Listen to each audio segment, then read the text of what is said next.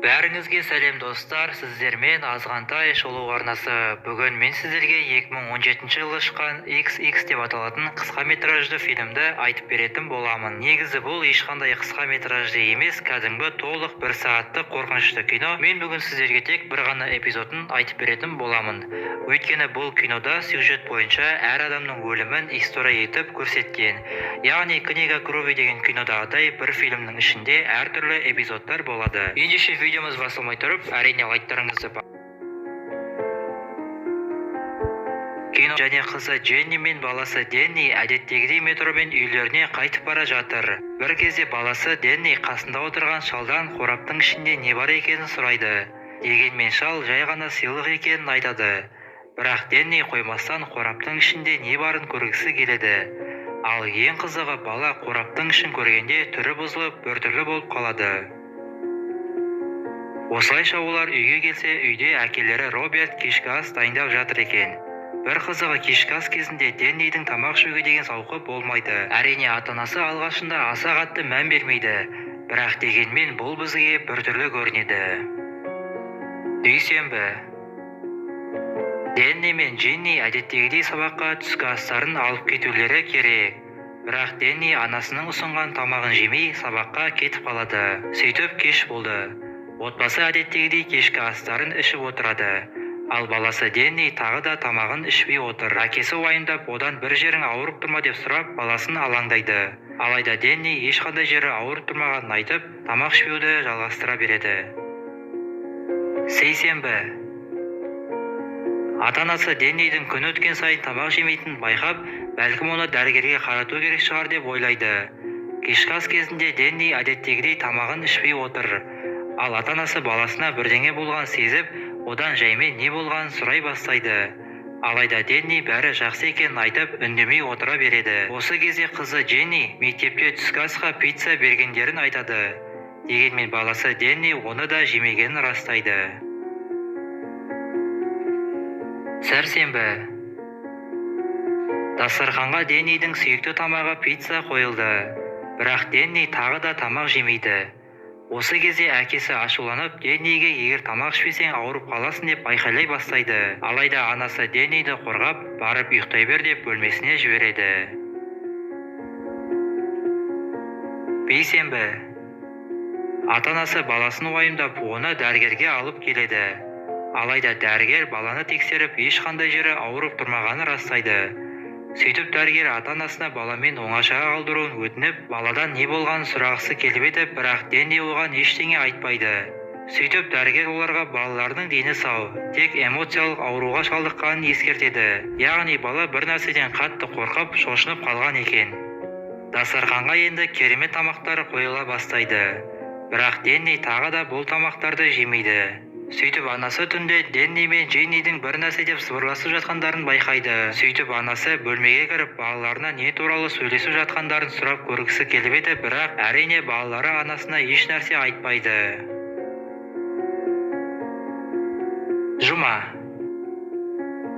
Бұл жолы кешкі аста Роберт пен Сьюзен жалғыз өздері ішіп отыр. Байқасаңыздар, енді қыздары Дженни да тамақ ішпеуді шығарыпты. Роберт бұған шыдай алмай баласына барып не болғанын сұрайды.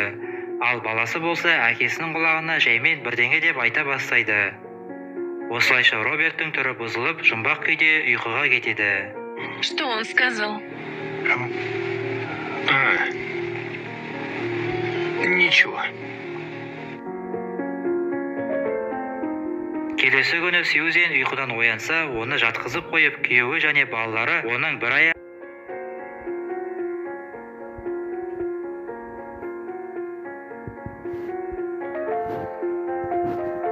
Осылайша жаңа жылда келеді. Бірақ жаңаға көргеніміз жай ғана Сьюзеннің түсі екен. Келесі күні Сьюзен ұйқыдан оянса, оны жатқызып қойып, күйеуі және балалары оның бір аяғын кесіп жеп отыр.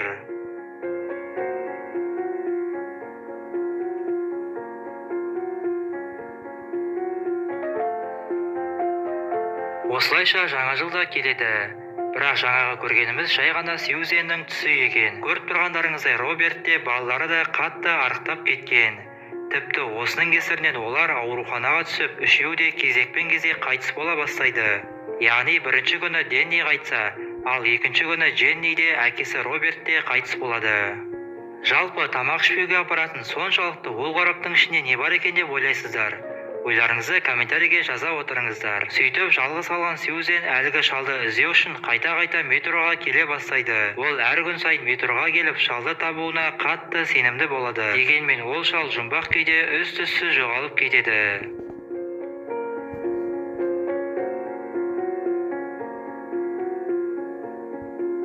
Сонымен біздің видеомыз аяқталды. Ал мен XX фильмінің алғашқы және соңғы эпизодын аяқтайын. Қалған бөлімдерін өздеріңіз көріп, түсініп аларсыздар деген ойдамын. Бүгінге осы видео ұнаса, әрине лайктарыңызды басып, арнаға тіркеліңіздер. Келесі кездескенше аман, сау болыңыздар.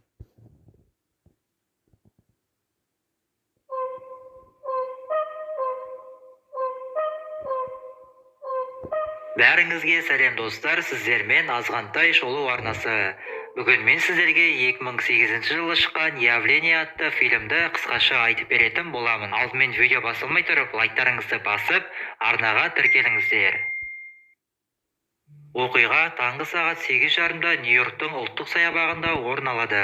Екі құрбы саябақта демалып отқанда кенеттен бір түрлі құбылыс орын ала бастайды. Бірінші отқан қыз айналасындағы адамдардың бір орында қатып қалғанын көріп, қатты таң қалады. Ол бірден құрбысына айтпақ болғанда, құрбысы шашқа тағатын затты алып, өз-өзін өлтіреді. Бірақ оқиға осымен аяқталған жоқ. Сағат 9-да саябаққа жақын жердегі құрылыста дәл осындай жағдай орын алады. Құрылысшылар өзара сөйлесіп, көңілді болып тұрғанда кенеттен бір адам жерге құлап түседі. Олар бірден жақындап, ауруханаға қоңырау шала бергенде екінші адам да құлап түседі. Өйсті жоғарыдағы адамдар жерге секіріп, өз-өздерін өлтіре бастайды. Осылайша келесі кадрдан біз Эллиот Мур есімді биологиядан сабақ беретін ағайды көреміз. Басты кейіпкер Эллиот балаларға бұл жағдайға қатысты өз ойларын сұрай бастайды. Кейбір балалар вирус десе, ал кейбірі экологиялық жағдай деп мәлімдейді. Алайда Джек есімді бала бұл табиғатта кездесетін құбылыс екенін айтып, ағайды бір ойландырып жібереді. Осылайша қоңырау соғып, балалар да мұғалімдер де үйлеріне қайтарылады. Ал келесі кадрдан біз Эллиоттың әйелі Альманы кездестіреміз. Осы кезде Эллиот келіп заттарын жинап, Альманы өзімен бірге алып кетеді. Таңертеңгі оқиғадан кейін адамдар вокзалда толып кеткен болатын. Ал Эллиот пен Альма болса әзірге бәрі басылғанша басқа қалаға кетуге мәжбүр екенін айтады. Осы кезде біз Джулиан есімді Эллиоттың жұмыстасын көреміз. Джулиан өзінің әйелінің жолда автобуспен келе жатқанын айтып, кейін ол пойызбен асықпай келетінін айтады. Бірақ дегенмен біз әйелін мүлдем кинодан кездестірмейміз. Келесі кадрдан біз Филадельфияның ұлттық паркіндегі қорқынышты жағдайға тап боламыз. Кенеттен жел соғып, адамдар бір секундқа орындарында қатып қалады. Ал одан кейін адамдар жаймен өз-өздеріне қол жұмсай бастайды. Жалпы бұл құбылыс кезінде адамдардың миын өзге біреу басқарғандай болып көрінеді. Әдетте бұл құбылыс орын алатын кезде жел соғып, уақыт бір секундқа тоқтап қалып, адамдар өздерін өлтіреді екен. Сөйтіп жолда олар Филадельфияда осындай жағдай болып жатқанын байқайды. Осындай кезде қырсыққанда пойызда әрі қарай жүруін тоқтатады. Проводниктер Эллиотқа байланыстың мүлдем үзілгенін айтып, осы бір ауылға тоқтауға мәжбүр екенін айтып ескертеді. Сөйтіп адамдардың бәрі сол ауылдағы кафеде тамақтанып отырғанда кенеттен бір әйел Филадельфиядағы зоопаркте видеоға түсіп қалған бір бейнені ұсынады. Байқасаңыздар, ол жерде бір ер адам арыстанға өз-өзін жем қылып тұрғанын көреміз. Видеода арыстан ол кісінің екі қолын бірден жұлып алады. Осы кезде кенеттен жарық сөніп қалып, тіпті уақытта бір секундқа тоқтап қалып, адамдар басауған жаққа қаша бастайды. Эллиотқа бір шал келіп тоқтап, оларды өздерімен бірге алып кететіндерін айтады. Ал мына жақта Джулиан болса, қызы Джесті Эллиотқа табыстап кетеді. Кім білет, бәлкім жолда Джулиан қайтыс болатын шығар. Әрине қайтыс болады. Джулиан көлікпен келе жатқанда кенеттен жолдан асылып тұрған адамдарды байқайды. Артында отқан әйел қорыққаннан қатты айқайлап жібереді. Бірақ Джулиан ол әйелдің ойын басқа жаққа аудару үшін оған математикалық сұрақтар қоя бастайды. Сөйтіп әйел әйтеуір дегенде тынышталып, сұрақтарға дұрыс жауап береді. Ал Джулиан болса адамдарға терезедегі тесіктерді бітеуін бұйырады. Өйткені бұл құбылыс желден пайда болатын есімізден шығармайық. Алайда Джулиан көліктің үстінде ашық тұрған кішкентай тесікті байқайды. Осы кезде көлік тоқтап қалып, сосын жылдамдығын асырып, бір ағашқа келіп соғылады. Одан кейін ішінен Джулиан шығып, жерден бір сынған шөлмектің бөлшегін тауып алып, өз-өзін өлтіреді. Жолдан Эллиот көліктен түсіп, алысырақ жерден бір адамдардың мәйіттерін байқайды. Амалсыздан олар көлікті басқа жолға бұрып кетіп қалады. Осы кезде олардың алдына военный жігіт келіп, военный базадағы адамдардың бәрі қайтыс болғанын айтады. Яғни ол жақ өте қауіпті болғандықтан Эллиоттарға ол жаққа баруға мүлдем болмайды. Сөйтіп, осы жерге адамдар да жиналып, тіпті біраз адам жиналып та қалады. Осы кезде біз бір әйелдің телефонмен өзінің қызымен сөйлесіп тұрғанын байқаймыз. Анасы қызына барынша есікті кілтеп, үйден шықпауын өтінеді. Алайда қызы бірдеңелерді сандырақтай бастайды. Я не понимаю, что ты говоришь. Что, детка? Мне кажется, она говорит ерунду. Калькуляция. Я вижу. Не понимаю. Калькуляции. Калькуляция. Стейси! Калькуляция. Стейси! Стейси! Сөйтіп жүріп кішкентай Джесс өзінің ата-анасының қайтыс болғанын біліп, ол да бір жылап алады. Ал мұнда адамдар болса екі топқа бөлінуді жоспарлайды. Өйткені барлығы бірге жүретін болса, онда оларға қауіп төнуі мүмкін. Себебі бұл құбылыс адамдар көп жиналатын жерде көбірек орын алады екен. Осылайша олар қашып жүргенде кенеттен жел соғып, жаңағы военный жігіт бірдеңелерді сандырақтап, өзін тапаншамен атып тастайды. Осыны естіген Эллиот бұл құбылысты түсінгендей болып, барлығы үшке бөлініп, көрінбейтін жерден қаша бастайды. Алайда Эллиот тағы бір қорқынышты көріністі өз көзімен көріп, бұл шынымен де табиғаттың құбылысы екеніне 100% сенімді болады. Басқа топтағы адамдар кенеттен жүрісін тоқтатып, өз-өздерін өлтіріп үлгереді.